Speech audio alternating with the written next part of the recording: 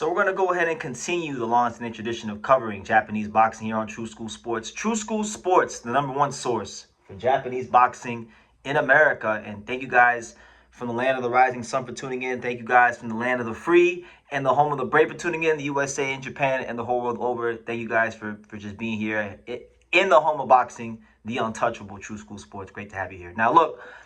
Masamichi Yabuki, he's a guy that I'm really doing my best effort to give him his flowers because I feel like he's got a big case for possibly being the most underrated fighter in boxing. You know, 2-division champion, pound for pound, one of the hardest punchers in boxing today, the only man to ever knock out Kenshiro Teraji. The guy is the truth. The guy is nothing but the absolute truth. And I feel like he's been doing his best boxing as his career ages. His boxing skills are starting to catch up a little bit to his power, and you're getting a very dangerous boxer puncher in this late stage of his career. Now, I saw a tweet from a reporter, my main man, Fernando Sabatini from La Casaca Boxeo, a Spanish channel. I've been on that channel before. Shout out to them. Great people. Probably be back on there soon. But he brought up a great point. He brought up a potential fight for Yabuki. And he said the following, and I quote, "I don't know about you all, but I would love to see this fight between Yabuki, who has a 90% KO ratio, versus the Filipino, Miel Fajardo, who has an 86% KO ratio," right? So then I started to think about it, right? And I went and I looked at the rankings, and I didn't even realize. I didn't even realize that in the rankings for the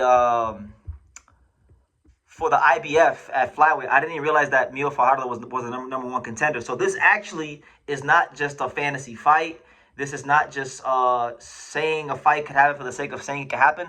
This is a legitimate possibility for Yabuki.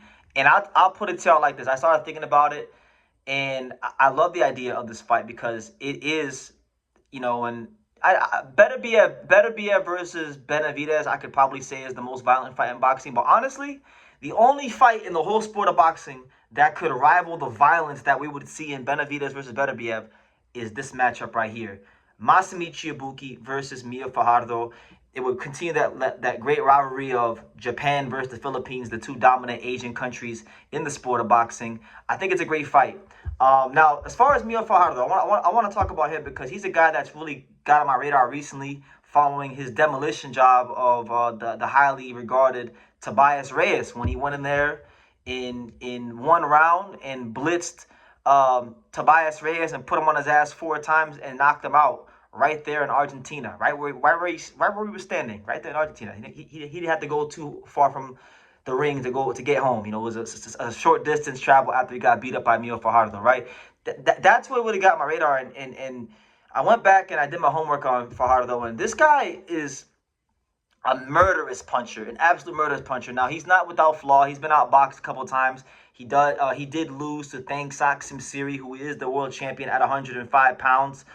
So, you know, there is that. But if you go and you look at, like, his fights in 2022 and 2023, he fought a guy named Sarwoo Jimathong from Thailand. He fought out there in Thailand. I kid you not. I went and I watched the fight because they said he knocked some guy out in 10 seconds. And I watched the fight, and he knocked this guy out in 10 seconds. He followed that up. He fought another guy from 10-1, John Paul Gabunilas, right? Followed that up. He knocked him out in 1 minute of the first round.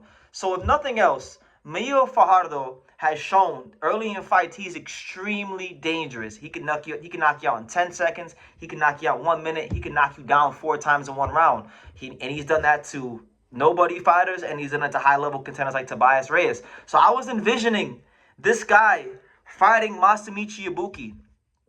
And I said, wow, that would be something because, you know, Fajardo's 26. He's young. Yabuki's 33 years old. And look, for Yabuki, I'll be real, and I'll just keep it 100% honest. This is not a big fight for him.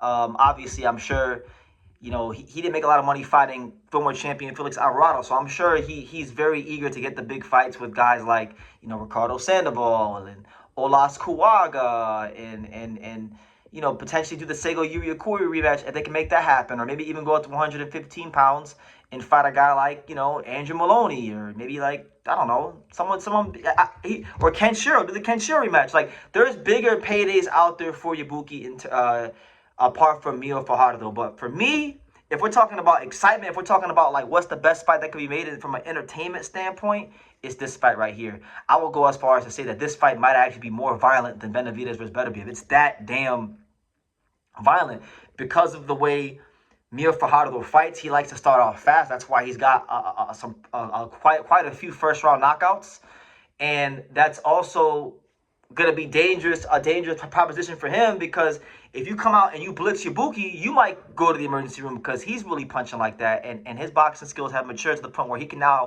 he's now learned at this stage of his career not just to land these shots, but how to set them up. You understand?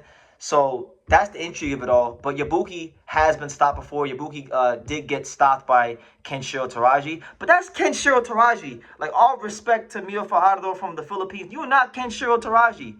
So, stylistically, I think this fight make a lot of sense. And I hope there's a pathway. I know Yabuki is with Kameda Promotions and 3150. And they've shown in the past, because they showed it when Angelo Leo fought in Osaka. For a world title fight that they see as an attractive option or an attractive fight, they'll pay good money, right? They'll pay good money. I'm not sure if they'll be able to do that now, because they've had complications with Abima TV. They're not, so they don't really have that TV money from Abima TV or anything like that anymore. But if they can make it happen, I would love to see this fight, because I think Miel Fajardo is probably one of the most dangerous punchers in the entire sport of boxing.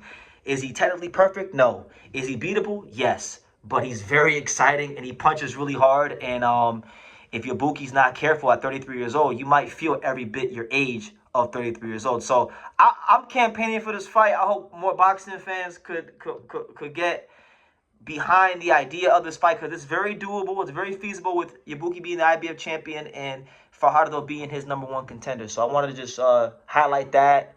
Show some love and support to Miel Fajardo, who has earned the attention of True School Sports, and he should have earned the attention of the boxing world after his win against Tobias Reyes. And I think this would be a great fight for the sport of boxing, for the Japanese boxing fans, for the Filipino boxing fans, and for any lovers of the sweet science who appreciate the lighter weight categories. I think this would be one of the top fights you could make out there. So I'll leave it at that. You can let me know what you guys think in the comments down below, and I will see you in the next video.